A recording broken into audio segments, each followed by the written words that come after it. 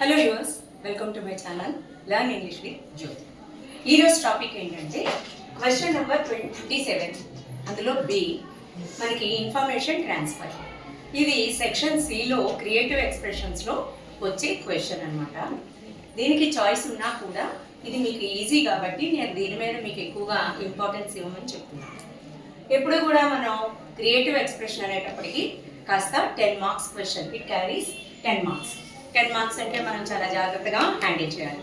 అలా అయితేనే 100/100 మార్క్స్ మనకి వస్తాయి. అసలు యాక్చువల్గా ఇన్ఫర్మేషన్ ట్రాన్స్ఫర్లో క్వశ్చన్ ఎన్ని రకాలుగా ఇస్తాడు అనేది చూద్దాం. Pie chart or bar diagram, flow chart, table form or tree diagram, ఇలా రకరకాలుగా ఇవ్వచ్చు. మనం ఎగ్జాంపుల్తో చెప్పేసరికి మీకు అర్థమవుతుంది. ఏదైనా ఒకటి గుర్తుపెట్టుకోండి, క్రియేటివ్ ఎక్స్ప్రెషన్ అనేసరికి దాన్ని కొన్ని డౌట్స్ ఉంటాయి. పారాగ్రాఫ్స్గా డివైడ్ చేయాలా వద్దా, దానికి ఇంకా ఏమైనా మనం ఎక్స్ట్రా ఏమైనా ప్రికాషన్స్ తీసుకోవాలి, ఇలా అంటారు. నేను ప్రికాషన్స్కి వస్తే ఒకటే చెప్తాను. ఎప్పుడు కూడా go away from the margin for the beginning sentence.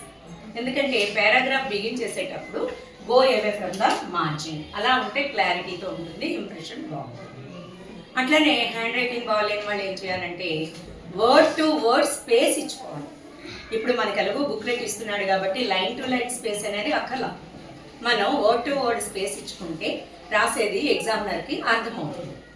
అయితే మనం let's going to the topic. ఏంటంటే నేను ఇన్ఫర్మేషన్ ట్రాన్స్ఫర్లో నేను ఏం చెప్తానంటే మీకు పారాగ్రాఫ్స్ డివైడ్ చేయమనే చెప్తాను.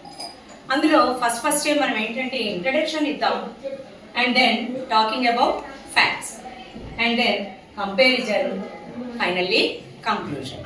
ఇప్పుడు మనం ఒక పై చార్ట్ తీసుకుందాం. నేను అలాగే తీసుకున్నాను. దాన్ని మనం ఎలా రాయాలనేది మీకు ఎక్స్ప్లెయిన్ చేస్తాను.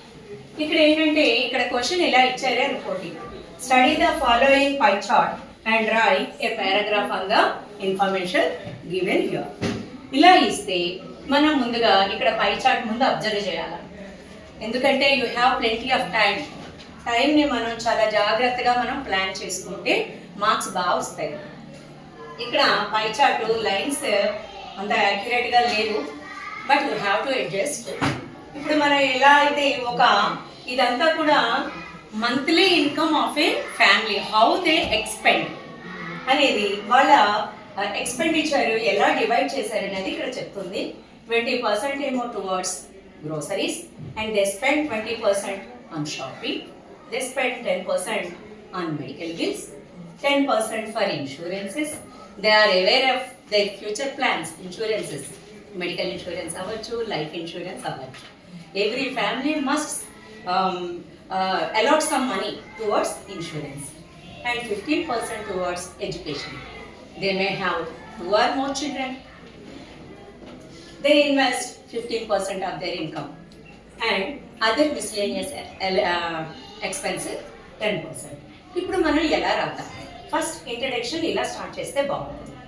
The given pie chart speaks about the expenses of a family monthly income. లేదంటే ఇట్ ఈజ్ అబౌట్, సెంటెన్స్ చూడండి ఎలా స్టార్ట్ చేయాలో చెప్తున్నాను. The given pie chart speaks about రాయొచ్చు, లేదంటే the given pie chart shows the monthly expenditure of a family, అలాగనే రావచ్చు. It is about అని కూడా మనం స్టార్ట్ చేయొచ్చు. ఇదంతా ఒక సెంటెన్స్లో అవుతుంది. మీకు చెప్పాను నేను, please go away from the margin for the beginning of A paragraph. అలా అయితే ఇది ఫస్ట్ పారాగ్రాఫ్ అయిపోయింది. అక్కడికి మీకు 2 మార్క్స్ వచ్చేస్తాయి, ఇంప్రెషన్ పడిపోతుంది. తర్వాత ఏం చేద్దాము, సెకండ్ పారాగ్రాఫ్లో we have to talk about the facts. ఇక్కడ యాక్చువల్గా మనం ఏముందో అదే సెంటెన్స్ రూపంలో రాయాలి. ఒక సెంటెన్స్ రాయడం వస్తే మిగతా ఇక్కడ ఏవని 7 ఐటమ్స్, 1 2 3 4 5 6 7 ఐటమ్స్కి 7 సెంటెన్సెస్ అయిపోతుంది. ఇక్కడికే మ్యాక్సిమం కవర్ అయిపోతుంది, మీ మార్క్స్ ఇక్కడికి వచ్చేస్తాయి. బట్ నేను చెప్పేది ఏంటి, 10 out of 10 అనేది ఇక్కడ మనకి పాయింట్. ఇక్కడ యాక్చువల్ ఫ్యాక్ట్స్ ఎలా చెప్తాము, the given family spends 20% of their income on groceries, and they spend 20% of their income on shopping. అలాగే ద గివెన్ ఫ్యామిలీ, ప్రతిసారి గివెన్ ఫ్యామిలీ అనొచ్చు, అనక్కర్లేదు, దే అని పెడతాం. They spend 10% for their medical bills. They may have senior citizens in their family. ఏదైనా అవ్వచ్చు 10% medical bills, and they spend 10% for insurance, and the family spends 15% towards education, and they spend 10% others and 15% on investment. ఇదంతా కూడా facts, ఇక్కడ ఏముందో అదే రాసాం, మన creativity ఏమి జోడించలేదు.